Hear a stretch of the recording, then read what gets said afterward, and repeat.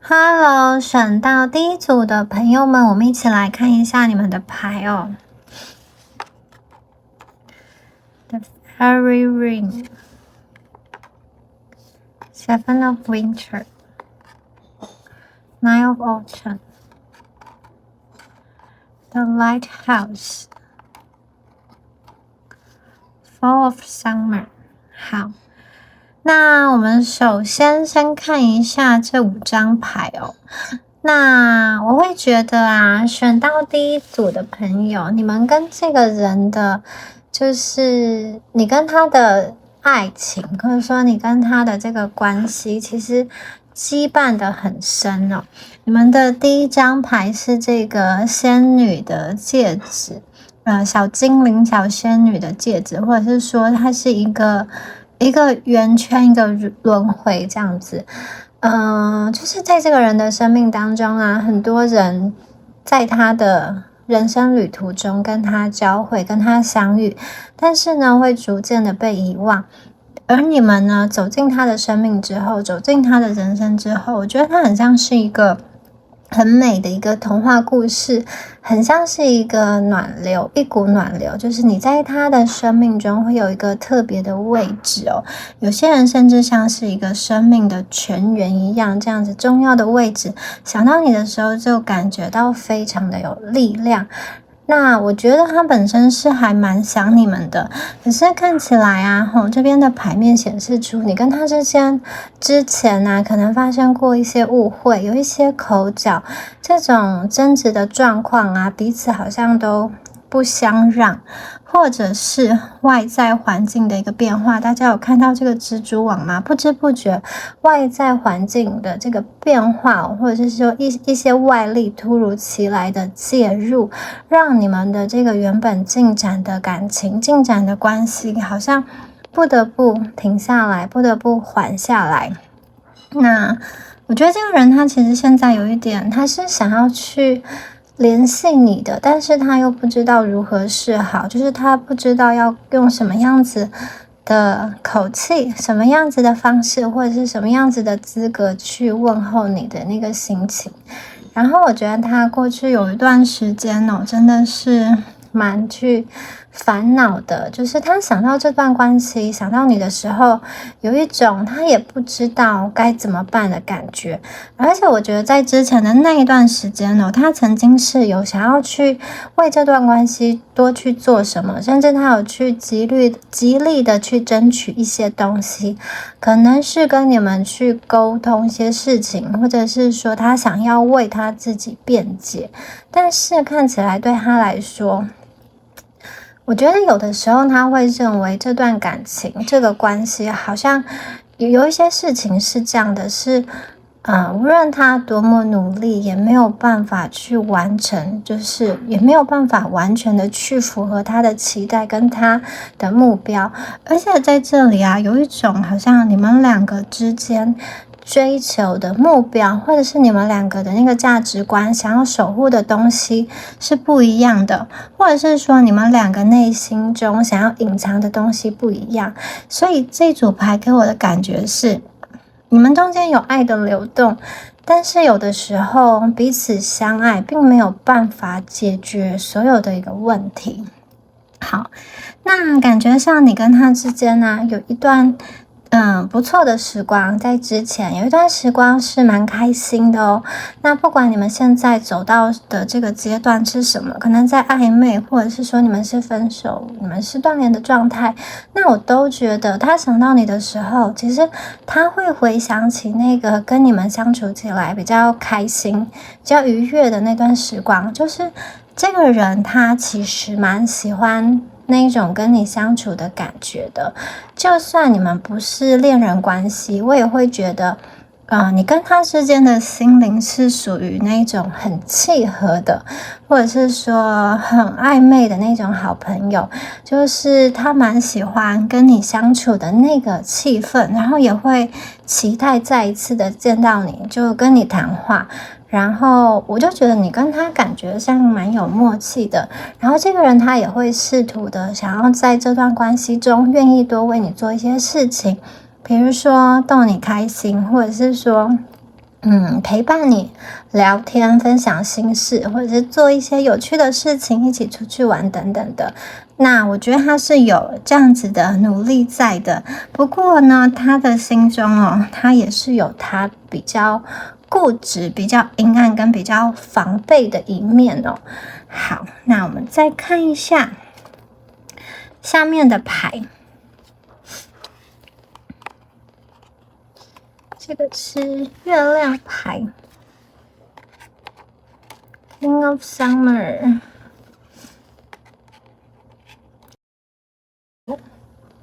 我请星星牌，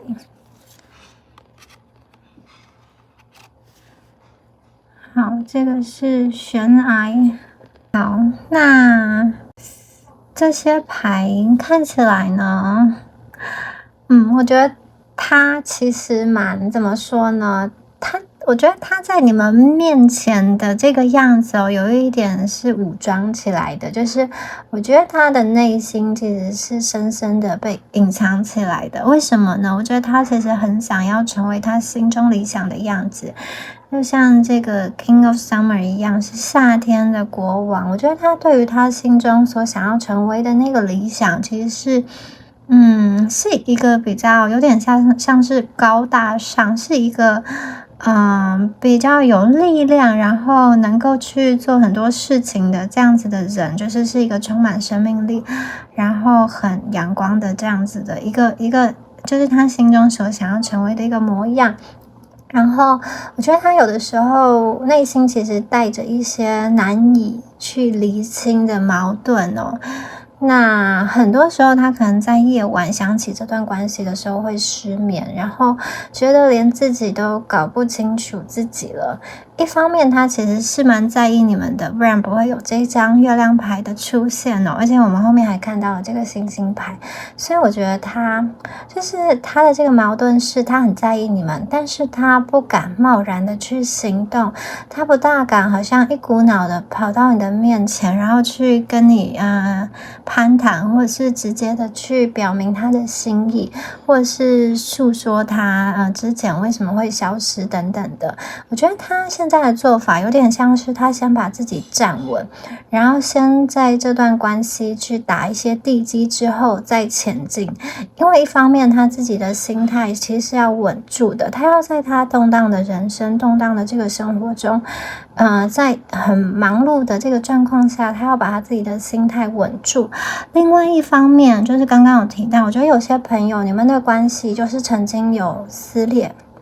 有拉扯，他需要在断垣残壁中重新的去找一些还能用的东西，再去重新的去建构、去构筑这段关系。那我觉得如果是暧昧的朋友他有点像是想要去慢慢的前进，想要去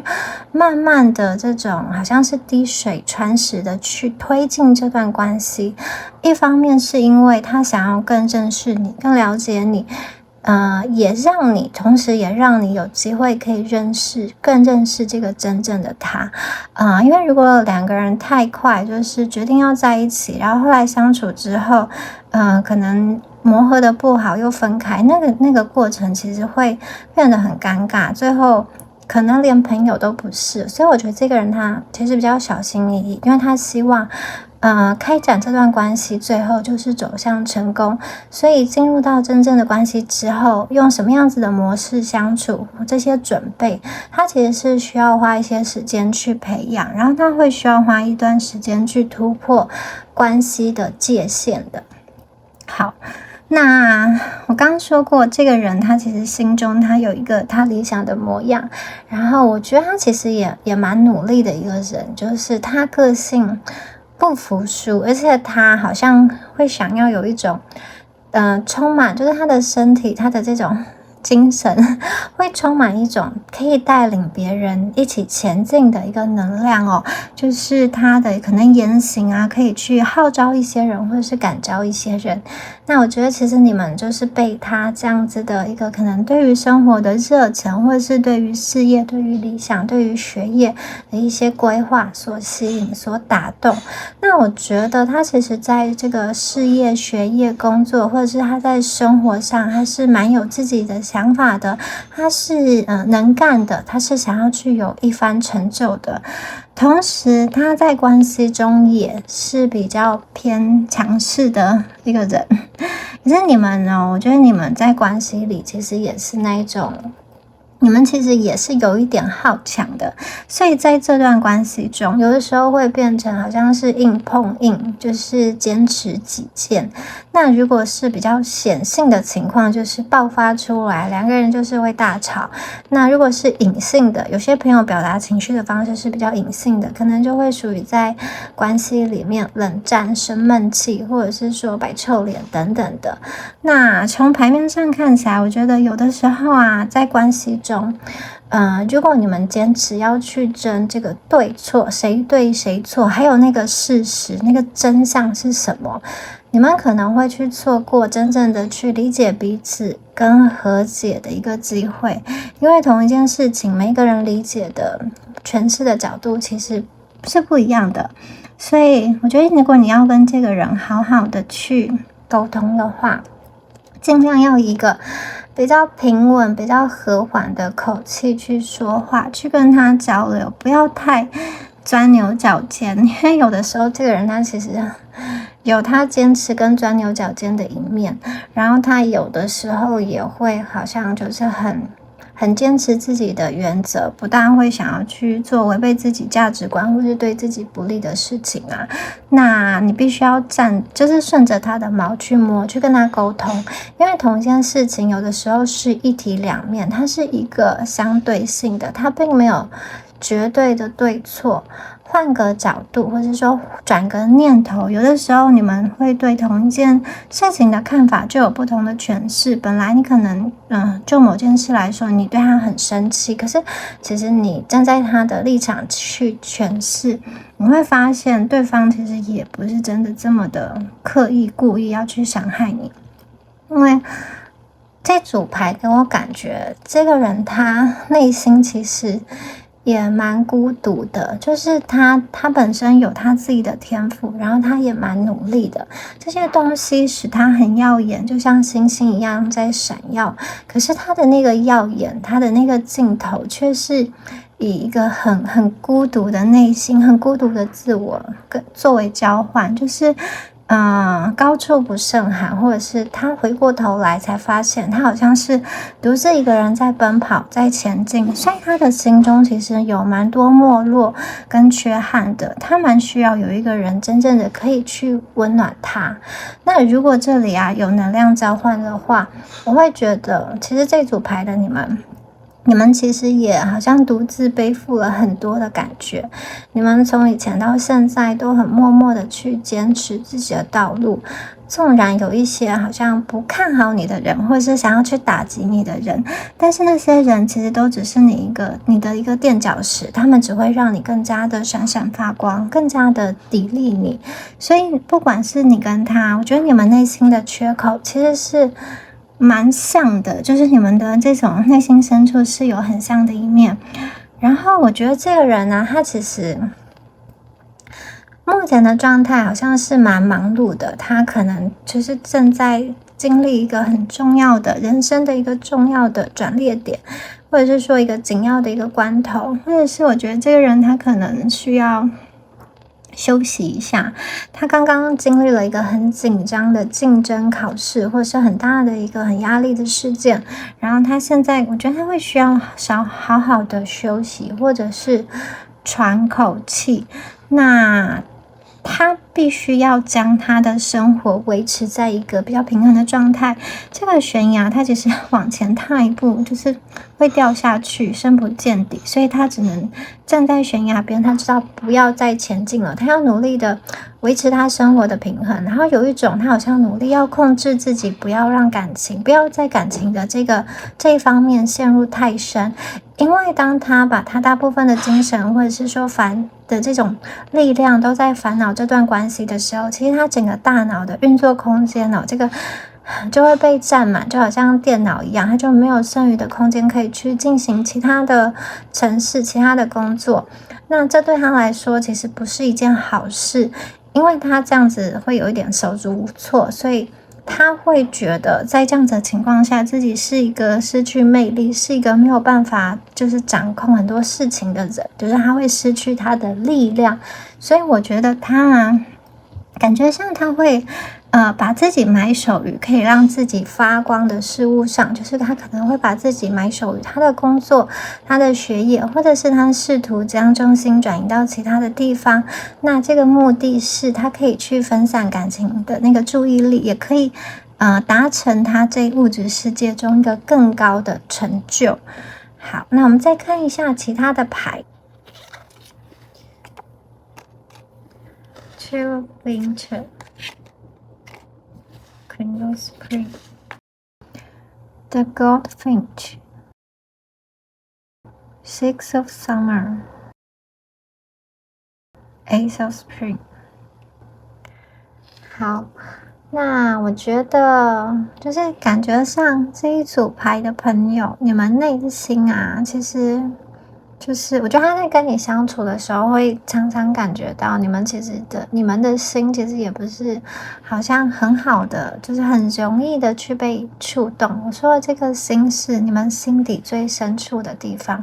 你们不是那种很容易好像一键按到底，就是用同一个方式就可以完完全全的去得到你们的心哦。但是如果今天他的状态是还不 OK 的，或者是说他还没有准备好，他跟你相处的那个心态是不对的，我觉得其实你们会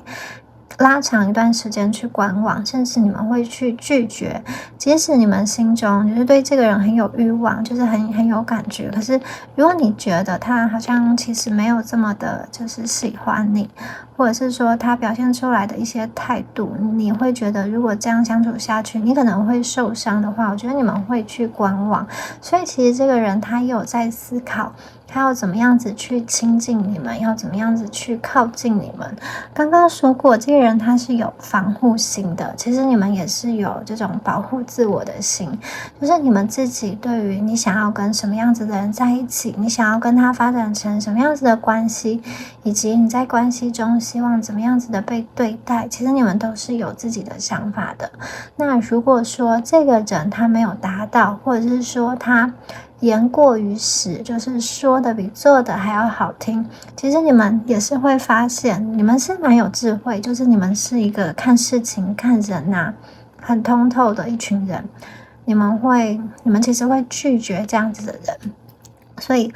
我觉得这个人在跟你相处的时候，他不敢去乱来，他不敢说我随便的跟你开始先试试看，然后不适合再说分手这样子。所以我觉得他会要接近你的时候，他会有比较慎重的思考准备再行动。特别是那种如果曾经这种暧昧过分开，或者是说分手断联的朋友，我觉得如果这个人他觉得他没有办法就是在短时间内用他的能力去将这段感情恢复到一个很理想的状态，回归到一个他心中理想的那种情境的话，我觉得如果他认为短时间内他看不到发展的可能性，他其实会压抑住内心的一个想念哦。但是他的这个压抑有点像是就是我硬是把记忆压下去，压到这个阳光照不到的水底下，但其实如果你用力的把手伸下去，你其实还是可以摸到，你其实还是碰得到那个记忆的。所以所以你和他相处的那个曾经啊，那些记忆点，我觉得对他来说，或是对你来说，都是非常非常的珍贵的。那这边有一张牌啊的 Goldfinch， 这个金翅雀，金翅雀是北美洲的一种候鸟，它的这个翅膀啊是黄橙色或是橄榄色，是一种就是嘴很小很漂亮的鸟。荷兰有一幅国宝画，就是叫金翅雀。那在这里出现的这张牌，我会觉得说，你跟他啊，其实都是非常非常珍惜彼此相遇的那个时间那个记忆。这种鸟它是一夫一妻制的，所以他们在感情上是很忠诚的。但是呢，我觉得你跟他的那个记忆哦，虽然两个人相处的那个时间段是一样的，可是你们在回忆起来，就是两个人想要去重温的那个回忆，或是说想要在记忆中停留的那个时间点是不一样的，是有落差的。大家有看到这只鸟，它这边画了第3只眼睛在看吗？好，就是说，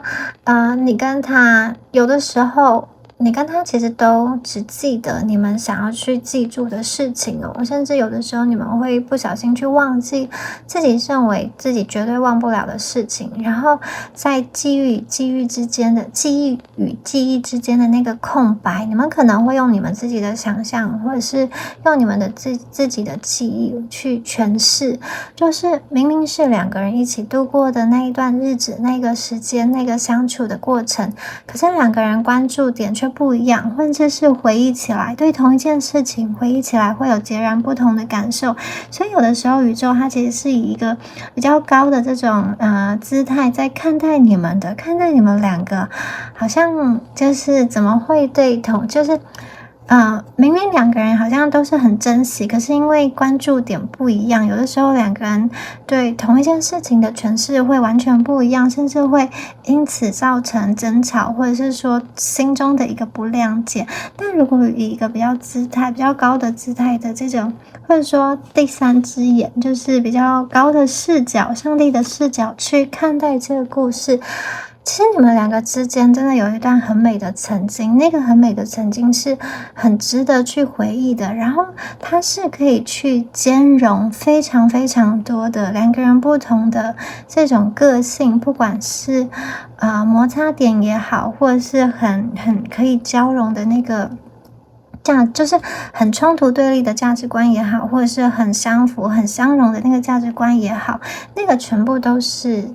你们交汇中很重要的一个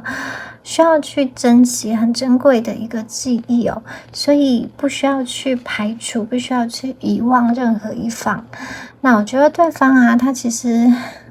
有一种他在等花开的感觉，就是慢慢来，他在等待一个时机点。如果你们是那一种没有办法常常见面，或者是说你们是断联的朋友、远距的朋友，我觉得他其实会用他自己的方式去守护你，可能他会透过朋友去知道你的消息，或者是在网络上去观看你最近的动态，因为我觉得他对你们其实有一点好奇，就是这个好奇是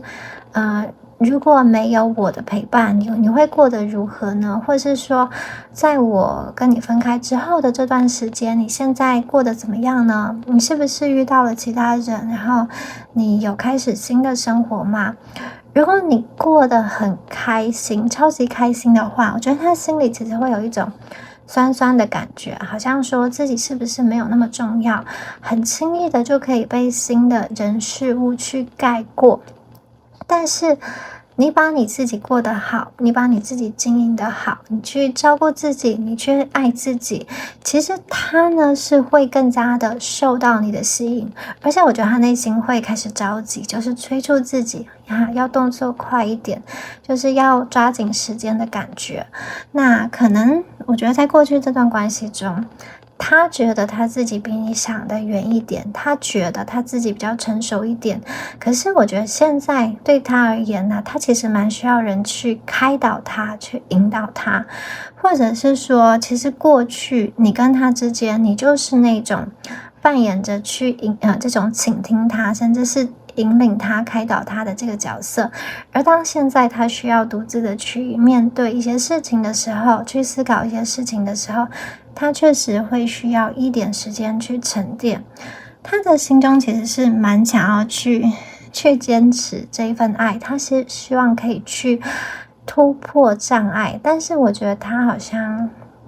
缺乏一点勇气吧，就是他缺乏一种临门一脚的勇气。那这段关系啊，就是从牌面看起来到现在，确实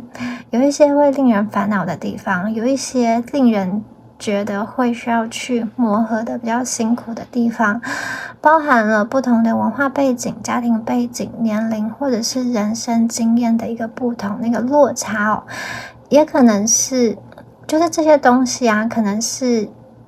造成他就是心中对你其实是有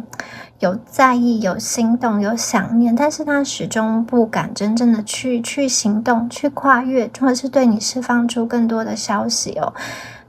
我觉得他其实考量的层面蛮多的。还有一个就是，我觉得如果他之前曾经对你们做过一些比较不是这么适当的事情哦，我觉得这个人他其实是会反省的。那在他反省的过程中，他会渐渐的明白你的一个困难点在哪里。可是如果说你们要他真正的去跟你好像道歉，就是坦然的说我做错了，我觉得基于他的面子跟尊严，刚刚说过他其实也有这个 King of Summer 这张牌，就是基于他的面子跟尊严，他是不大会去很坦然的跟你们道歉的。但是我觉得他会用另外的方式来补偿你们哦，就是因为他对于关系还是有期待的那个部分，还是有乐观的那个部分，所以我觉得他会换一种方式来弥补他之前曾经做错的事情哦。那看到这边呢，我会觉得有些朋友其实你们好像对于这段关系，有的人其实好像觉得很累了，或是说你们会不会觉得这段关系就结束了，也觉得说其实我到目前为止，我为这段关系的这种流的眼泪够多了，或者是我做的努力也够多了。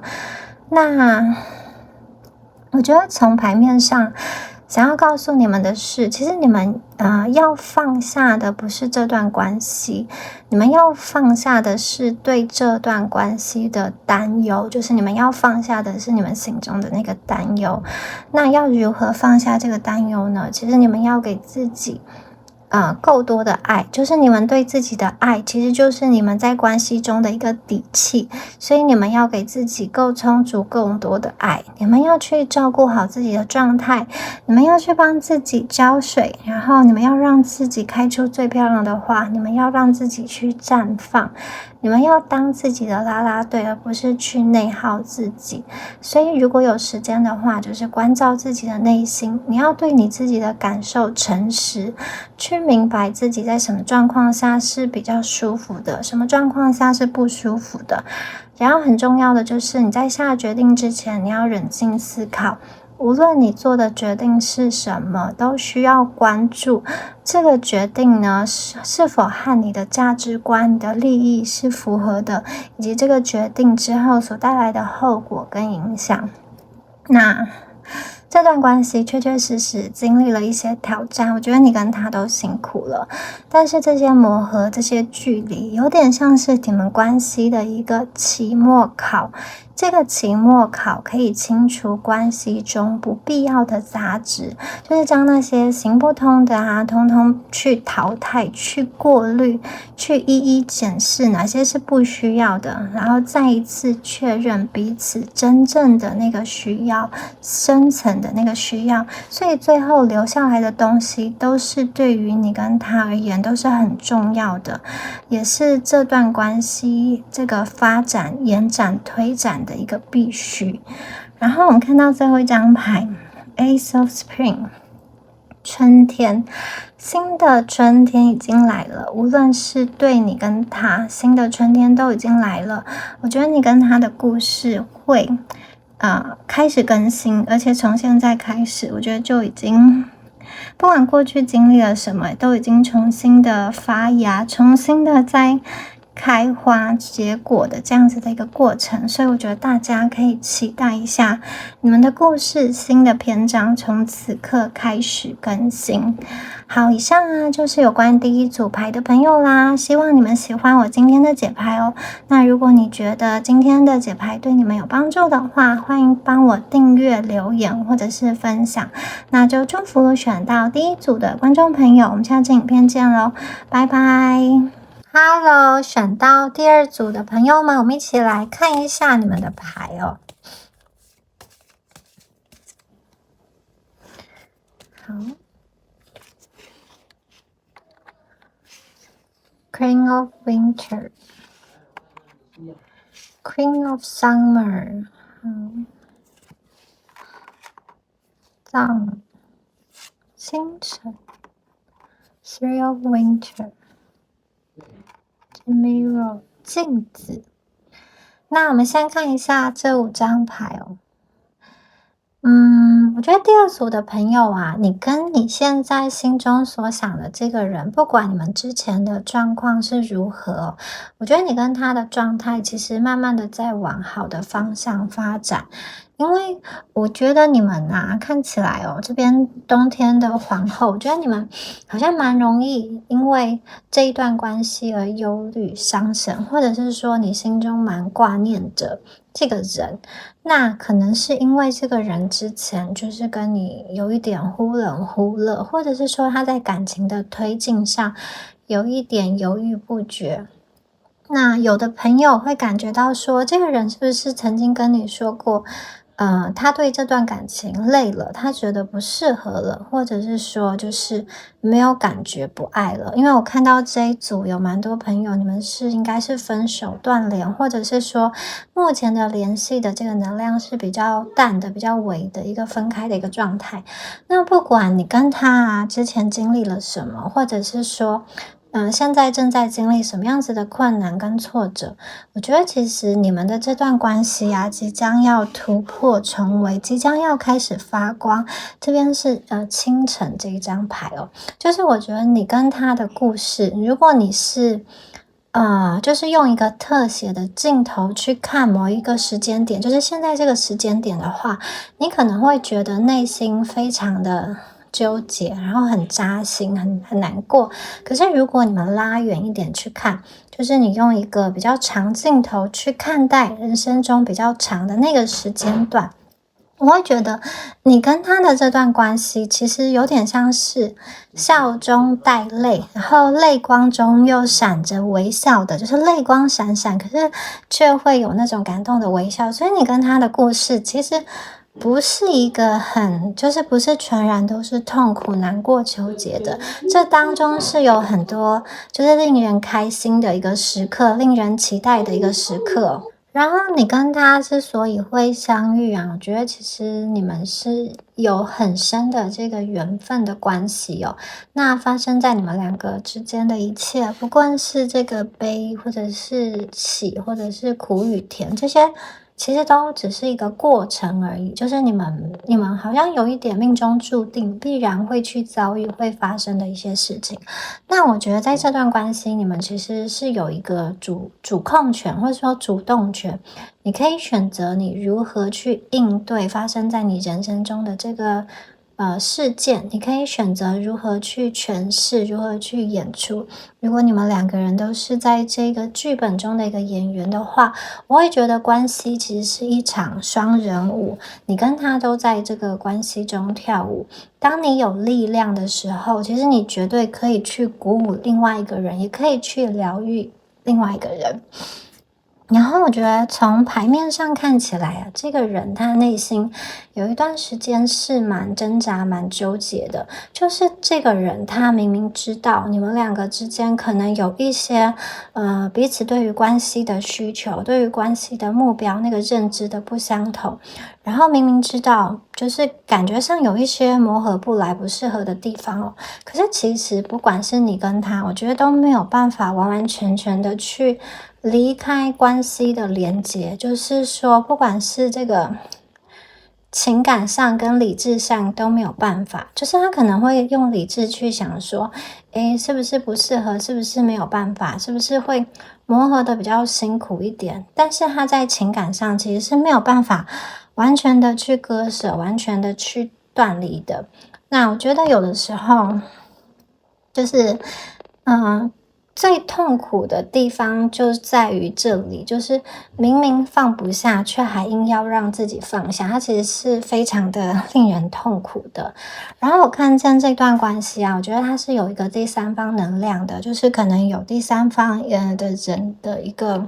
有点像是介入，不管是你这边或者是他这边。或者是说呢，我觉得在这段关系中，其中有一方他是非常没有安全感的，就是对这段关系会有很多小剧场，就是会比较容易嫉妒，比较容易吃醋。如果没有立刻联络到对方，或者是说对方没有及时给一个回复的话，就会变得很焦虑，想很多，然后想要很快的见到对方，同时自己也没有办法去克制这样子的心情，要赶快联络得到他，他才有办法去安心的那种感觉。那我觉得这样子的不安全感可能来自于你或者是他，你们可以去想一想，这样子的能量是谁的能量。好，那如果这个能量是你们的话，其实关系就很像一面镜子吧，就是当你去照这个镜子的时候，其实你映照出来的东西就是你之前曾经就是你曾经给出去的那个东西，就是当你内心充满不安害怕的话，其实当你看着镜子的时候，你流露出来的能量也是对爱的担忧，那这样子的担忧其实也会影响到他。如果今天你内在充满了爱的时候，你生命中流露出来的那个爱，映照出来的那个爱，也会充满他的心。那我们今天看到这个镜子，它好像有一些地方是碎掉的，它其实需要用爱去补满。那如果今天这个比较碎掉的这个镜子不安全感从这个缝隙中流出，这个能量是它的话，我觉得它其实非常需要被鼓励。他不大敢去跨越湍急的河流，去跨越一个现实的阻碍，去到达那个温暖的彼岸，去等待那个太阳的升起。其实他很需要你们不断的去鼓励他，才有勇气跨越一些障碍，跨越一些困难，来到你们的身边。好，那我们接下来呢，再看一下下面的牌 The Orchard，Two of Summer, Digitalis, Page of Winter, Ten of Autumn。好，那我们再来看一下这5张牌哦。那我会觉得，其实你跟他的这段关系看起来蛮需要信心的，就是正面的思考框架其实会影响到你们这段关系，就是正面的这个思维其实是会影响到关系的一个转捩点。就是就你而言我觉得你们蛮希望从他的身上感觉到你自己是被爱的，然后对方其实也会希望他自己是被信任的，他会希望你去相信他，去尊重他，甚至是尊重他的这个决定，不管这个决定是继续在这段关系还是要离开这段关系哦。那我觉得他的言语，其实他的话语中有表达，有隐藏着他内在深层的需求，也许他讲的并不是这么明白，可是我觉得他蛮需要被你们所认可的，他其实他是一个需要关注、需要赞赏的人，可是你们不要在他很忙碌的时候去打扰他，或者是去要求他给你们更多的关注和更多的爱，因为这样子会造成他的压力。我觉得等到对方忙完了之后，其实你们可以回过头来给出你们100%的这个爱跟关注，你去赞赏他，你去欣赏他，他其实会是一把让关系繁盛的钥匙。大家有看到吗？这边有一把钥匙，然后这边有出现这个毛地黄，这个顶指花，它是一个很受欢迎的庭园的花朵。然后它这个是紫色的毛地黄，它的这个花朵其实就很像一个手套一样，套在手指上那种小小的手套哦。然后这一种的植物啊，它又被称为是巫婆的手套。它其实是一个可以作为药用的植物，就是它的这个植物中有一个萃取物是可以当做帮助心脏收缩的那种强心剂。然后这张牌它下面是出现了一个秤子，所以我觉得其实这个人在关系中哦，他是会去衡量说他付出多少得到多少这样子的一个思维，有点像是他放了他的心上去，你们是不是也会放相同的东西作为回报呢？或者是说他付出了他的这个金钱，他是不是可以得到你的一个无条件的爱，或者是说他付出了他的真心诚意，可不可以也换来你们的真心诚意？就是我觉得他有一个秤子，但是这个秤子在他的心中不一定是我刚刚讲的那种，就是可能用金钱换取你们的温柔关心，或者是反过来等等，他有他自己一个对于爱情感情的一个思维体系跟衡量标准，你真的必须要去理解他是怎么样来思考这一段关系的。然后在这个秤子上面长出的是这个巫婆的手套，它是一个毛地黄。怎么说呢？就是我觉得这个人哦，因为这个植物的毒性是很强的，就是它包括叶子、花跟种子都是不能去吃的，它吃多了是会死掉的。但是它其实是一个很漂亮的一个观赏的庭园的植物，所以说我觉得，可能在这段关系中，你对他来说是非常非常具有吸引力的，然后他对你而言也是哦。可是这种吸引力会让我觉得它是有一点致命的，好像吃太多，或者是说太沉浸到这一段关系，会让你去迷失自我。然后对方其实也是，有的时候他必须要稍微抽离一下来获得这个喘息。有的时候这个感情啊，谈的这个太靠近、太紧密，他是很兴奋、很刺激，没错。可是他有一点好像，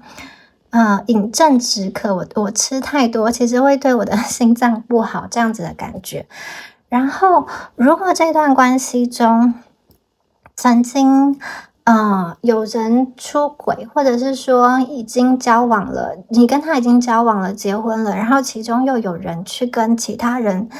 暧昧的话，我会觉得不管今天是哪一方，就是要有一点稍微出轨，或是稍微做错事的话，其实那个做错事的那一方，目前在这段关系是挺后悔的，因为他之所以要好像谈个小恋爱，就是出轨，或者是出轨未遂，就是好像就是有一点稍微的暧昧不忠，但是又没有真的去做那件事的话，其实我觉得他或者是你今天并不是不爱对方才去做这个就是出轨的事情，或者是说去找其他人说话，而是因为我刚刚前一组牌说的，就是前一轮牌面所说的，就是当中其实是有一个很重的不安全感。当对方心中没有办法填补的时候，他需要去找一个人去分散他的注意力，或者是去营造一个类似这种浪漫的氛围，因为他其实怕自己想太多会失控，或者是有的时候需要让对方稍微吃醋一下，多关注一下，就是我好像借由一些跟别人的对话，让你就是稍微关注我，稍微多吃醋一点，来让我觉得我是被爱的。那不管那个人是你还是他，我觉得目前这个做错事的人其实是蛮后悔，也蛮愧疚的，然后也不知道应该怎么办。那如果另外一方啊，就是没有原谅他的话，他其实心里会觉得蛮不是滋味，蛮后悔的，因为他其实并不是对于这段关系没有感觉才去做的，有点像是我得不到你100%的关注，然后我去做一些事情去破坏这段关系，去搓一下，你看你会不会给我更大的关注这样子。那我觉得在这组关系中啊，其实你们都有那种想法跟就是行为上的一个落差，就是你目标定在那，可是你的行为没有没有跟上来，或者是说对方啊，就是对于生活啊，对于感情，你们有你们的坚持，可是这个坚持有的时候会过于理想化，为了去达到那个目标，反而给他或者是给你自己造成不小的压力。因为在这段关系中，我觉得两个人都会有那一种，就是我什么时间点应该要做什么事情，下一个阶段应该要怎么走，然后很多时候会因为心急，觉得我的进度还没有到达，就会很专注放大眼前所遇到的那个挫折跟阻碍。就是我一开始有说，如果你们是用特写镜头去看的话，就会觉得怎么这么多泥泞，这个路好像会蛮难走的。好。那我们再来看一下下面的牌 Grace, the Looping, the Witch, the Divine, Ten of Winter。 好，我们再来看一下这些牌哦。我觉得在这个牌面的能量中有一个就是我觉得有一个人在这段感情中有一种渐渐变得成熟的一个转变。那这边我们有看到这个鲁冰花的 looping， 这个鲁冰花它在希腊文的这个意思有一种就是苦涩悲苦的感觉，但是它最后开出来的花是很漂亮的。它的生命力很强，它会生长在这种贫瘠的乡间小路、贫瘠的这个田野中，然后可以开出这样子粉紫色、粉红色的花朵。那我觉得你跟他的这种关系啊，曾经有经历过一个可能因为双方的不成熟，或者是说其中一方的不成熟而比较苦涩的那个阶段。有一种可能就是说你遇到他的时候，他处理感情的心态还没有很沉稳，就是他有点在游戏人间，然后对方会因为你很急切的想要确定一段关系，就是因为你们很认真的想要面对一段感情，然后要他给出一个承诺而产生压力，他是会逃避的，因为他不大确定自己是不是就要这么定下来，还有他自己能不能够好好的跟另外一个人相处，他的能力，他有办法好好的去经营一段感情嘛？虽然他是很渴望感情的，可是要长久的走下去，他其实内心也是有蛮多，就是他内心的小孩有蛮多受伤的地方是需要去疗愈的，所以我觉得他不大敢轻易的许下一个承诺，或者是说许下一个海誓山盟，然后不知道怎么样好好的去表达沟通，就算他进入到一段关系之后，他也不知道要怎么样子好好的相处。那另外一种可能就是，我觉得对方当初在这段关系中是属于那个比较成熟的角色，就是他是照顾者，他是那个付出者的角色，他其实教会了你们蛮多事情的，然后他有一点像是他在等着你们跟上来，他在等着你们在关系中去长大、去成熟、去开出属于自己的美丽花朵。但是从牌面上看起来，我觉得这个人他有一点累了，就是他觉得他的心被掏空了，他没有办法再给出更多的爱，就是被挤压到那个爱情的那个能力没有了，所以他不能够再继续了。然后我在这边我会觉得他有一种心态是，他把他当作是你人生中的一个摆渡人，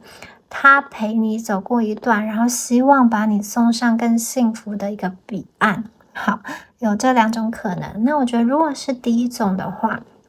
就是当时对方他是一个比较不成熟的一个状态，内心是很动荡的。我会觉得在现在的这个时间点啊，或者是说在不久的将来的那个时间点，他的课题其实已经慢慢的修完了，慢慢的就是这个学分修满了，差不多要毕业了。我觉得他慢慢的去在生活中找到了一个平衡点，他知道要怎么跟自己相处，也知道要怎么和另外一半去相处哦。可能这个人在你们之后，他经历了一些情感的对象，他经历过了一些课题，当他自己磨练过之后，我觉得他会到达一个他自己真正知道自己内心想要什么的一个那个时间点、一个时刻，然后他渐渐的明白，就是当时他跟你在一起的时候，他其实有他自己的课题，所以他当时是没有办法去接住你的情绪的，他没有这样子的能力，他也不知道要怎么跟你好像好好的去沟通、去回应。因此啊，可能因为那时候的一些做法，一些误会，让一段本来可以顺利去开展的关系，好像有点可惜的被弄僵了，或是有点可惜的停滞住了。那他现在回想起来，我觉得他会愿意用一个比较成熟的态度来看待你们现在的关系，或者是过去的那段相处，就是他现在比较愿意看到关系中的这个美好的部分，不再只是好像去从关系中挑刺，去从关系中去从对方身上去找缺点。然后我觉得他现在也不会去就是挑自己的不好，那比较不会像以前那么钻牛角尖。那当这个人他可以开始好好的面对他自己的时候，我觉得他其实也能够更加的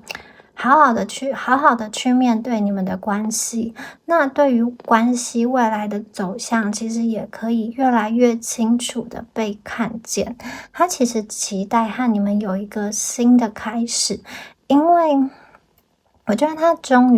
好像终于领悟了，终于他找到了一个方法，他知道他应该要以什么样的资格、什么样的身份，或者是什么样的形式回归到你们身边，然后他可以重新出现在你的面前，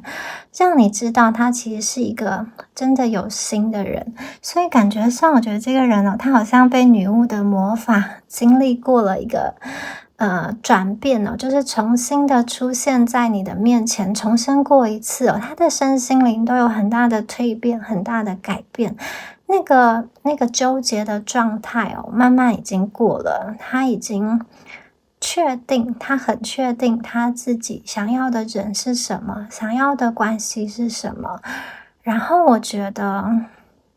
在这个时间点，或者说在不久的将来，他其实对于这段关系，他会有一个期盼，这个期盼是希望一个重新来过，一个新的开始，就是把过去的那些不好的都好像让它离开，就是我们从现在的这个基础上重新的认识彼此，迈向一个更加美好的未来。那我觉得他准备好了之后就会开始行动，他会向你们走过来，并且告诉你们说分开的那段时间他究竟在忙什么，他做了什么样子的事情，他遇见了谁，以及这些故事、这些遭遇带给他什么样子的感想。我觉得从牌面上看起来，他真的是一个蛮真心诚意的，他是一个带着满满的爱意向你们走过来的人所以大家可以期待一下。那第二种情况呢，就是我刚刚说的，如果是他在等你们成熟，在等你们长大的话呢，我觉得这个此刻这个人他对你的心情其实很复杂因为我觉得他过去可能把话说得蛮绝的，但是他说完之后，其实内心是后悔的。而且他过去可能会用一个稍微比较严厉的态度来批判你，但是他讲完这些话，他说他把话说出口之后，他内心是还有一些犹豫的。那我看见这一组的朋友，其实你们的内在还在清理，还在学习，还在克服过去原生家庭带给你的那种感情模式的这个循环我觉得你们的这个努力他其实都看得到。有的朋友可能会觉得我跟他断联啦，他应该不可能再关注我等等。但是我们这边有出现女巫的力量，我觉得宇宙会用他独特的形式去让这个人知道，不管是朋友不经意的转达，或是他不经意的看到了什么样子的影片、讯息跟文章，让他就是想到你等等。反正我觉得他其实会有办法、有方法去指导你的改变跟你的努力，但是这个人他的内心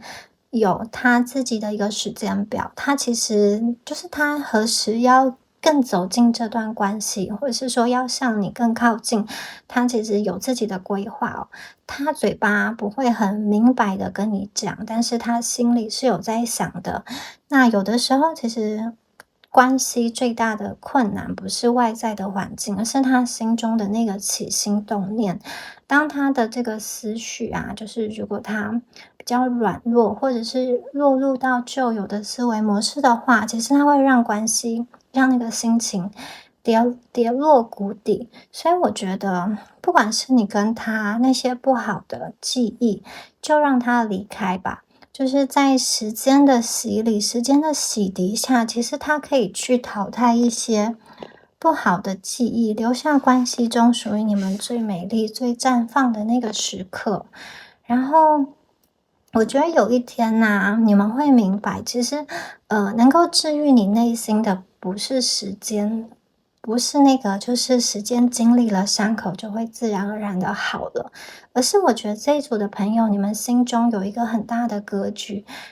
有一个这种能量哦，你不需要去从别人身上去找安全感，因为能给你安全感的力量就在于你的内心。无论你们身处何处，无论你们在何方，其实你们都可以向下扎根，向下开花。你们可以去用你们自己的力量在不管你今天是一个种子，不管你今天落到什么样子的土壤，它是贫瘠是肥沃，我觉得你们都可以向上开花，开得很好的。然后这里啊，还有一个能量，就是我觉得有一些朋友，你们会透过网络来重启对话，推进关系。然后如果是女生朋友来听这一组的话，我觉得要特别跟你们说的是，你们还蛮容易透过网络来认识到其他的异性。如果同性恋的话，就是同性的伴侣。也就是说，如果女生朋友来看这一组的话，我觉得你们本身是有选择权的。你们身边是有其他人想要去追求你们的，而且我觉得你们认识到的这个人啊，他客观条件上他是有机会比你现在想要问的这个人，这个客观条件上更好。这里的客观条件是一些比较能够量化的、比较能够外显的，包含他的经济，或者是他的这个家世背景，或是他的工作那个职称、职位、学业等等、学校等等。所以比较不是个人的内在的人格特质，就是我觉得他的客观条件，你们是可以认识到客观条件很不错的人，他会想要去跟你聊天。好，我觉得也有可能是因为这一组的朋友，其实你们本身的这个追求者是有的，是有人想要靠近你们，或是对你们感兴趣。可能是因为这样子的原因，所以对方过去会有一些不安全感，会有一些怀疑，就是你们变成需要去迎合他。所以我觉得对方在这段关系的掌控欲确实会比较强一点。然后还有的朋友啊，我觉得分手断联，或者是联系的很冷淡的朋友，我觉得你跟他有的时候有点像是你们走到了一个命运会必然发生这件事的一个时间点，因为对方本身有他的因果业力。我觉得在你跟他相处的那个时候，他的那个业力刚好被引爆，所以你们有的时候真的不能够好像太苛求自己，或是苛求关系。当然这当中是有一点无奈，可是我觉得不用去怪他，也不用去怪你。我觉得有的时候就只要单纯的接受就好了，就是你们不要去否认已经发生过的事情，也不要去跟老天爷去跟宇宙讨价还价。我觉得有的时候你就单纯的接受你目前发生的那个状态，你现在发生的各种事情。因为当接受之后，它其实会产生一个更大的能量，它会开始疗愈，这个疗愈就会开始启动，这个疗愈就会开始发生。那刚刚说过，在疗愈之后，它可以冲掉不好的，留下好的，那个能量其实是更有助于关系的长远发展。这段关系绝对是要以长时间来看，这个长时间就是不是1年2年，然后可能也不是3年4年。3年4年，它是几十年的人生的这个角度来去看。然后你们就会发现，有些东西它其实先发生了比较好，它先引爆了，比你们就是关系走到比较后面的时候再引爆，其实会比较好的。就是也许前面的，会有一些波折，会有一些泥泞，会有一些走的比较辛苦、比较艰困的地方，但是它后面最后会是好的。有点像是你们在倒吃甘蔗，你先把苦的地方先把它吃掉了，然后接下来就是甜的。在人生的优先顺序中，我觉得你们会先度过一个比较辛苦的阶段，然后关系迎来的会是一个新的绽放。那最后啊，我再总结一下这一组的朋友哦，我觉得你们在就是你们在现在这个时刻，无论你是要期待你问的这个对象，或者是你们要期待一段新的关系，我觉得都是可以的，因为你们仍然有足够的时间去完成你们所想要做的事情哦。因为我觉得从现况，从牌面上看起来，你们好像会觉得说，就是目前的状况跟你心中的一个理想是有一点点差距的，但是随着时间，你会发现。渐渐的会发展的比你原先想象的那个结果更好，就是会超乎你所想象的。当你们越是感觉到生活没有办法控制，或者是说你的情绪快要失控的时候，你就是越要全然的去相信自己，去信任自己。你们不要把自己逼得太紧张，或者说逼得很累。其实你们每一天呢，只要去期待那个1秒钟或者是1分钟的那种美好就好了。就是每天期待着一个1分钟的快乐，1分钟的美好。那1分钟1分钟，每天再这样子坚持一下下就好了。因为这一组的朋友，你们给我一个感觉，就是可能你们非常的心急，你们很想要快速的转变，就是你们很想要快点看到自己想要的那个结果，就是有一种很急迫的力量。但是这个转机，这个转环，它其实就很像是一环牵引着一环，它像蝴蝶效应一样。所以你们必须明白，虽然看起来好像这个水面是没有波澜的，可是在底下已经开始运作了，就是这个转机，这个希望在你不知道的地方它已经启动了。那它是一环牵引着一环，所以呢，到达你们这边的时候，它还需要一些时间，真的只要再耐心的坚持一下下就好了。好，以上啊就是有关于第2组朋友们你们今天的解牌啦，希望今天的解牌对大家都有帮助哦。那如果你喜欢今天的影片的话，欢迎帮我按赞、留言或者是分享。那就祝福选到第2组的观众朋友，我们下支影片见喽，拜拜。Hello， 选到第3组的朋友，我们一起来看一下你们的牌哦。鬼。Of Winter， 月亮，King of Autumn， Nine of Summer。好，我们先看一下这5张牌哦。选到第3组的朋友，目前这个人对你的一个想法哦。好，我觉得啊，从牌面上看起来哦，你们现在在想的这个人哦，他目前对关系的感觉是比较封闭的。那我觉得他目前对你的心情有点像是理性大于感情，就是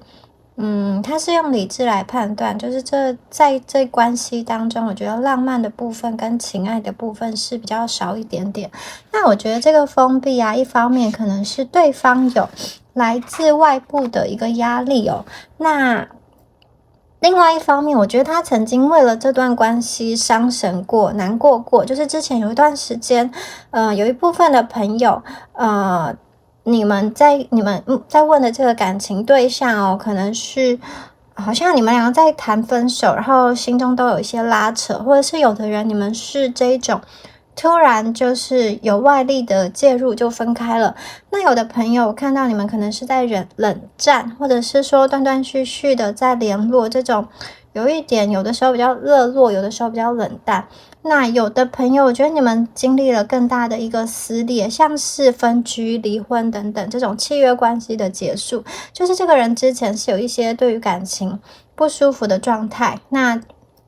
在这种过去的关系中，还有看到一点就是，我觉得你们有好像是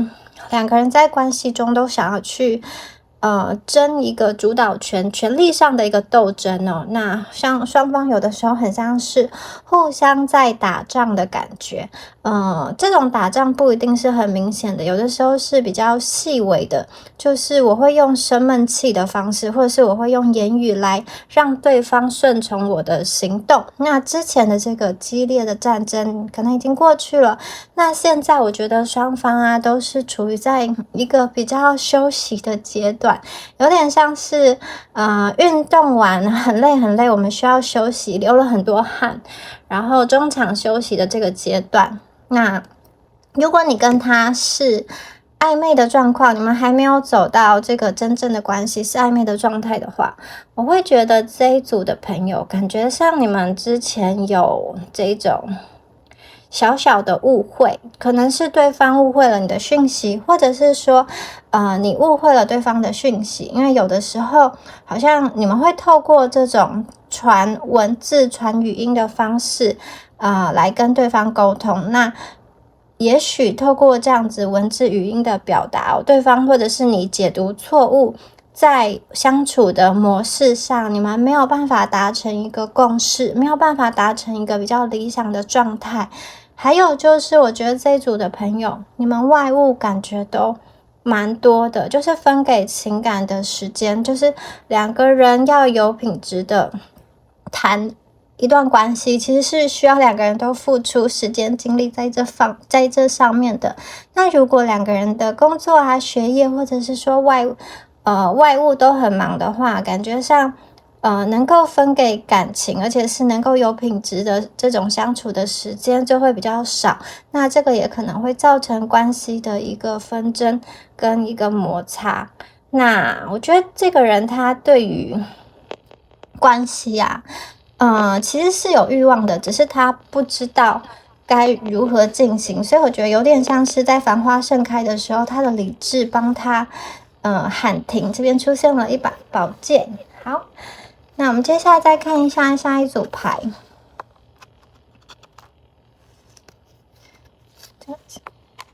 黄昏，这边 Five of Autumn, Six of Winter。太阳牌，好，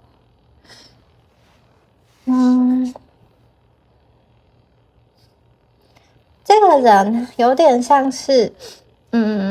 他目前在关系的这个两个人的走向中，他还看不到一个很明确的方向。这张牌有点是这种昏暗的天空、黄昏的感觉，然后短时间内啦，他理智的思考，他现实层面的思考，我觉得他有点看不清楚关系未来的一个走向，就是他不知道应该要何去何从。那他的思考层面，刚刚说过，他是比较偏现实的，在目前这个状态中，我觉得很多时候在感情中，他其实不会只考量说我爱不爱你，或你爱不爱我这种事，他更多的时候会去考量说你们两个现实层面上的一些磨合困难，经济啊、居住地啊、语言文化背景等等的，就是家庭背景等等的这种考量。那我觉得这个人他是一个蛮重视体面的人，他很重视外在世界，外在的人如何去看待他。就是他这个人呢，即使他走在很泥泞的道路上，我觉得他也会试图让自己看起来是很轻松很优雅的，就像这个鸭子划水，他脚下这个他的脚在水面下其实是很辛苦很奋力的在划，但是在水面上他会让自己看起来是一个比较优雅的状态。然后我觉得这个人他是一个想要去追求物质世界中一定的成就跟高度的，然后他有的时候很像是一个这种外面是有很硬的那个壳的那种蚌壳哦，就是我觉得你跟他沟通的时候，如果你用话语去刺他的话，他其实是会蛮封闭他自己的，他会把自己陷入到一个就是更加幽闭的一个状态。那但是它这个壳里面其实是有一个很柔软的心，所以我觉得你们会需要好好的去跟他沟通，用好好的这种柔软的话去跟他讲话，我觉得他其实会慢慢的松开他内心的那个防备。那我觉得对这一组的朋友来说啊，你们蛮需要得到从对方来的这种倾听吧，就是需要对方给你一些情感上的支持跟满足。我觉得如果你们得到了这一点的话，其实很多时候你们在关系中是愿意去配合他很多事情的，就是如果你情感层面得到满足，其实你们的行动力上或者是现实生活上的那些细节，我觉得你们会是愿意去做比较大的让步的。只不过这个人哦，他有的时候就是也有他钻牛角尖的一面，如果就是讲话不中听的话，他其实会逃避，会冷处理，有点像是自己掉的这个时钟，像乌鸦掉的这个时钟，这个指北针，他其实就是内心很坚持他自己要走的这个方向，很坚持他的原则。那你必须要自己去观察，必须要自己去看他的这个对他来说，什么事情是最重要的？在他的价值体系中，什么东西是绝对不能去违反、冒犯的？就是你必须要去，我觉得他这部分比较不容易改变，你必须要去可能配合他吧。然后他也不一定会很明着跟你讲，所以你可能要去观察，可能要去看。然后我觉得他现在其实没有太多的心力放在感情上哦，然后他会希望说，不要被别人打扰，也不要被好像第三方什么就是朋友啊来跟他讲话，或者是来疏导他。我觉得他现在他希望自己跟自己去度过，自己跟自己去内心的对话，就是他觉得他自己有能力去化解内在的不舒服，以及他这种情感跟理智上的一个冲突哦。就是我觉得如果你去邀请他，比如说我们去寻求专业的协助，像有些朋友可能是夫妻这种状态的话，你可能会邀请他想要去咨商，或者是我们来找一个比较有经验的朋友来作为第三方的疏导的话，我觉得这个人他会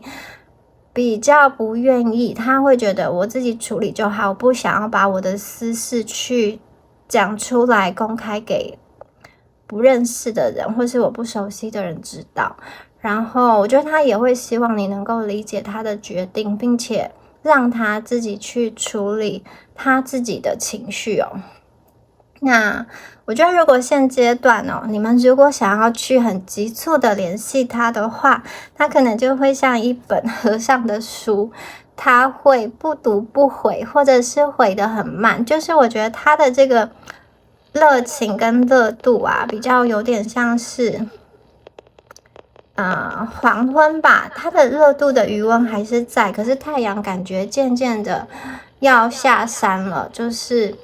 我觉得它的热情跟热度有点慢慢的在降温哦。但是这个降温并不是说完全都没有，大家要注意哦。特别是如果你跟他是在可以沟通的状态下，其实你传的讯息他都会看，他都有接收到。它虽然只是比较被动，但不是完完全全的封闭哦，有点像是那个水管的水它有一些地方被塞住了，被一些石头塞住了，所以现在的水流是比较小的。那如果呢，你们想要让这个水流大一点、舒畅一点的话，你们要给它的是像太阳一样正面的、轻松的讯息，而不是给它压力。就是我们不要太站在自己的立场，要求对方给你一个回应，给你一个交代，甚至要求他负一个责任等等。那虽然这件事我真的觉得有点难，因为有些人你们面对的这个他，可能真的欠你们一个交代，或者是他欠你们一个抱歉，一句抱歉，以及一个好好的收尾。我觉得这个人他可能有答应你们一些事情没有做到，比如说我们约好了什么时候要做什么，可能要出去，可是他后来就是消失，或者是说不联络，或者是说就是逃避，然后你悬在那边也不知道是要什么样子的一个状态，或者是你们在感情中这个人就是本来计划了很多事情，我们要一起往前走，但是他突然就退回了等等的，我觉得这些都有可能。所以很多朋友你们会想要去找他说清楚、讲明白，或者是希望对方给你一句道歉，我觉得这些都是很合理的。只是说，我觉得这个人就是越逼他，就会把自己退得越里面，因为他内心也不知道怎么样去面对，对于感情的挫败，对于他没有处理好的部分。所以我觉得这一组的朋友你们可以试着就是先平稳自己的内心如果你们给他是一个太阳，有点像是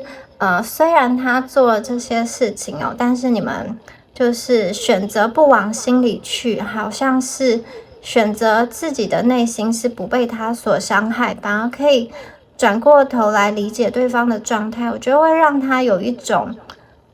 愿意慢慢的出来的感觉，以及在看到你的，就是说在跟你相处的时候，他不会有这么大的一个自我的挫败感跟这种有点懊悔的心情因为有的时候如果带着一个我做错事的心情跟对方相处，其实他也是一个很不好受的一个状态。好，那我们接下来再看一下下面的牌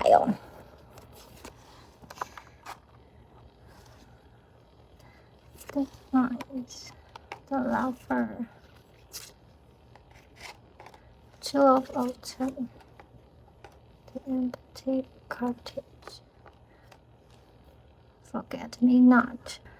好，我们再看一下这5张牌那我觉得这一组就是有些朋友你们可能是远距离啦，就是远距离的状态，所以你们没有办法很顺利的碰面。那对方其实对于这个目前关系的走向，刚刚有说过，他是一个比较被动的状态，所以我觉得，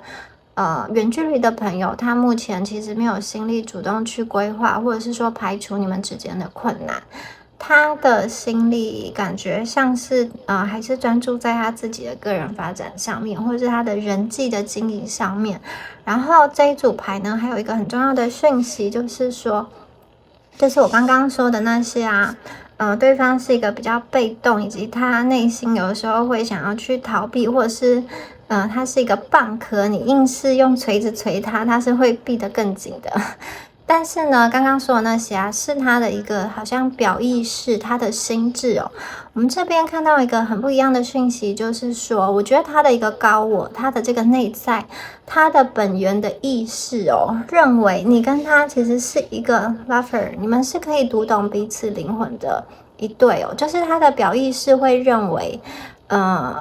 就是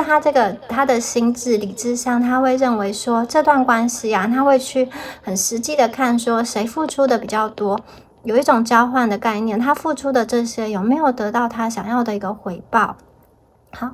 比如说我用我的金钱来换代你的这个年轻貌美，或者是你帮我繁衍后代，或者是我用我的甜言蜜语来换代我生活上的一个安稳，或者是你给我的生活上的一个协助，或者是某种物质地位形象什么的，就是我跟你共组家庭，我跟你在一起的时候好像就可以得到一个好先生好太太，或者是优质男优质女的一个形象那他的这个表意识这种理智层面，他会去思考这些东西。但是呢，我觉得在他的这个就是刚刚说过他的高我，他的这个灵魂的层面来讲，我觉得他其实是非常想要跟你靠近的。我觉得他的高我其实看得比他更远，也了解的比他更多。那他会觉得他的高我会觉得，其实你跟他在灵魂层面上是可以很和谐的一对，是可以在一起，是可以很开心的。然后在你们这段关系中好像都会有那种互相想要控制对方的一个能量，就是两个人其实都会有试图想要去主导一个关系的走向，但是两个人走向的这个方向或者是说速度可能不一致，就是一方面觉得我想要定下来了，然后另外一方面会觉得我还想要再观望一下，所以可能会让这个关系陷入一个比较停滞的一个状态，因为他还想要再看。或者是说另外一方面，有一方想要迈入下一个阶段，那有一方还觉得还没有准备好，可能是他想要推展关系，可是你们觉得还要再等等等等的，这样子这种步伐的不一致，或者是说前进的速度跟方向的不一致，会造成好像两个人对关系有一些误解，就是说其实两个人对关系都是有一些期待的，也都是最大可能的要将关系去延续，只是这个延续的方式可能不一样。有的人可能是说，我们就先以好朋友的形式再往前走，再试试看，或者是说我想要先退回，先退一步，然后再观察一下等等的。但这其实并不是说，完完全全的要切断这段关系，有点像是我想要给自己多一点时间，也给这个关系多一点空间，然后再去观望一下。对，然后我觉得这一组啊，就是你跟他本身的魅力都不错，就是你跟他可能都有其他人在喜欢你们，他的身边有其他人想要去竞争他，那你的身边其实也可能有人想要去接近你，所以在心态上会变成你们两个都有一点，你们两个都是有选择的，因为两个人在感情上都是有选择，所以其实也不见得是非要对方不可，就是你其实也可以选择其他人，他也可以选择其他人，就会有这种其实两个人在感情上都是有退路的感觉。那但是呢，就目前的情况来看，我觉得就你的这种客观条件啊，我觉得他其实是满意你们的客观条件，这个理智上他会觉得你们是一个好像各方面的这种分数都很高的人，就是在他的择偶天花板中，你们是很接近那个高标的。但有的时候他就是会想很多，他会去放大一些阻碍，让自己后退，不让自己前进。因为有的时候条件太好，你们条件太好，他也会想很多，就是会不会变心啊，或者是会不会有很多竞争者，或者是说在感情中我要维系这段感情会不会很难啊，就是我要跟你相处会不会是我去追求你的时候，我可能可以付出很多的心力，可是我在一起的时候，如果我又要这么好像胆战心惊的去维护这段感情，或者是说我又要付出很多心力去维护，这样会不会很累？反正我觉得这个人啊，其实是想很多的，然后又因为他也是一个蛮需要专注在他的生活跟事业方面的，我觉得他没有办法花那么多时间跟力气来争取你，或者是说维系这一段感情但是我刚刚说过嘛，就是他的高我啊，其实会觉得你们就是有点像是双生火焰，你们彼此之间那个强大，有一个很强大的连接在连接着彼此，所以我觉得你们两个的吸引力其实是非常非常的强烈的，所以我觉得你们可能是那一种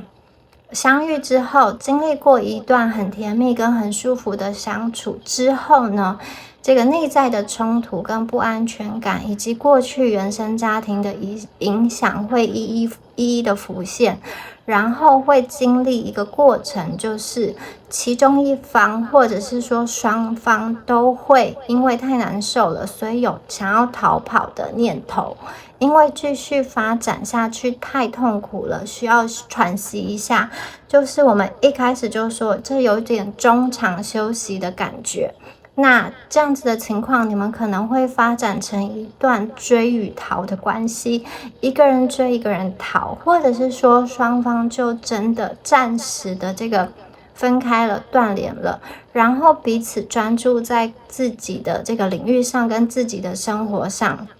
有点像是在分开断联的这段期间，彼此各自去完成各自的挑战，彼此各自去追寻各自生活的目标，去超越各自所能够超越的那个极限。为的是要让你们自己在生活中可以找到生活的立足点。两个人看似往不同的方向或是相反的方向奔跑，其实在你们的心中啊，灵魂中那种对彼此的渴望，会促使你们再一次的连接跟重聚哦。双生火焰就是这样子的一个情况，而且这种连结跟重聚，通常它是在一个意想不到的状况下相逢，或者是重新的开启对话。那我觉得当你们再次开启对话，或者是重新的相遇的时候啊，你们立刻感觉到的那个连结感是非常强烈的，好像没有分开过一样。然后你们会发现啊，你跟他在这种好像缺席对方人生的那一段时间哦，就是彼此在忙自己的事的那段时间的时候，你们会发现你跟他其实都会有很类似的经历，或者是说发生了相似的事情。有可能你跟他都各自经历了一段感情，然后后来发现不适合自己，或者是说你跟他在这个事业上啊，都好像更突破了，更有所晋升了等等的。甚至呢，我觉得你们偶尔会梦见对方，就是他的高我知道你们在灵魂深处其实一直深深的去想要追寻彼此，心系着彼此，然后也就是你们的灵魂其实是能够读懂彼此，能够去理解彼此的。然后你跟他在分开的时间啊，可能各方面都有类似的成长，或者是说类似的这种伤痛、挫折的经历。那这一组牌的朋友啊，我觉得不管你们最后会不会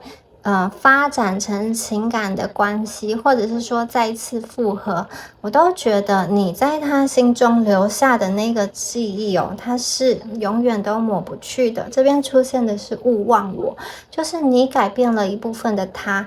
其实在往前走的时候，他会带着那个与你交融、与你相知相惜，与你曾经共度的那个时刻，那个被你改变的部分，继续再前进。所以我觉得，不管他未来的人生旅途是怎么走，他其实都有点像是带着你的印记往前走。那从牌面上看起来，刚刚说过，你们虽然是双生火焰，但是请大家尽量不要往追与逃的这个方向发展，就是双生火焰真的很难避免会经历这个阶段。但是呢，就是现阶段你越是逼问他，或是说你越是想要去频繁的联系他的话，越想要去控制关系的走向的话，我觉得对方他其实会越感到压力，就越会想要逃开，反而不想要去顺你们的意，不想要让你去控制，让你去主导这段关系的一个走向。那所以呢，何不如大家现在在这个时间点，你就放松一下，就像风筝一样，你让它自由的飞翔，你给它空间，你也让它自己去静一静。如果想要沟通的话，我真的觉得要等到他自己愿意去走出来了，或者是说，如果你想要请第三方或是咨商来疏通的话，这个也必须要是对方他自己愿意，而不是去强迫他。那在现在这个时间点，我觉得第三组的朋友，你们反而可以好好利用一下现在这一段的时间跟这一个空间，你独自或者是说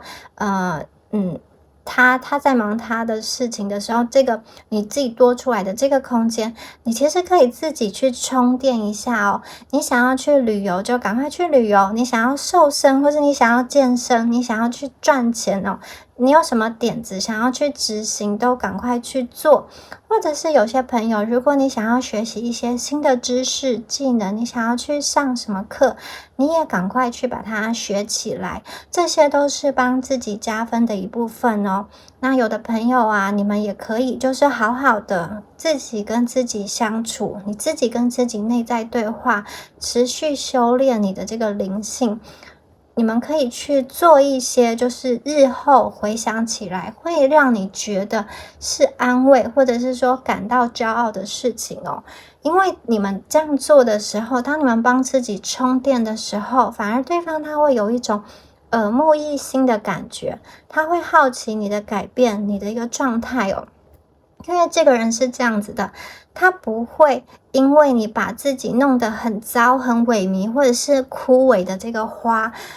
而心疼你，而觉得抱歉。他可能一开始会觉得有一点很舍不得，然后有一点觉得对不起你。可是如果时间一长，你们还是这个很枯萎的状态的话，他其实就渐渐的无感了。然后我觉得他是蛮怎么说呢，他也是一个视觉动物，他喜欢看到的是闪闪发亮的一个你跟这种好像能量很强的一个状态哦。当你美的发光、美的发亮，或者是说当你这种事业经营的很好，把自己身心状态都经营的很好、很稳定，然后不会因为过去的那些经验、那些事件受伤的话呢，他这个人他反而会觉得你是一个值得尊重、值得欣赏、值得他再次去靠近、再次去追求的人。所以我觉得现阶段的重点就是你要把重心放在自己身上，这样子的做法会比你把时间把精力放在对方身上，那个投资报酬率、那个收获会得到的更多。主要是因为对方他现在真的有他自己的课题哦，他的择偶方式，他的感情相处的模式，有些其实是受到之前业力关系的影响哦，他需要自己去转化，自己去看见，他才能够在关系中迈向真正的幸福。有的时候他在跟你的关系中，他的冷淡跟他的逃避，不见得是你们的不好，也不见得是你们比别人差，或者是说你在关系中真的做错了什么。很多时候我觉得其实是这个人哦，他跟幸福之间就是隔着一个透明的玻璃，它是一个这种好像空的这个小屋哦，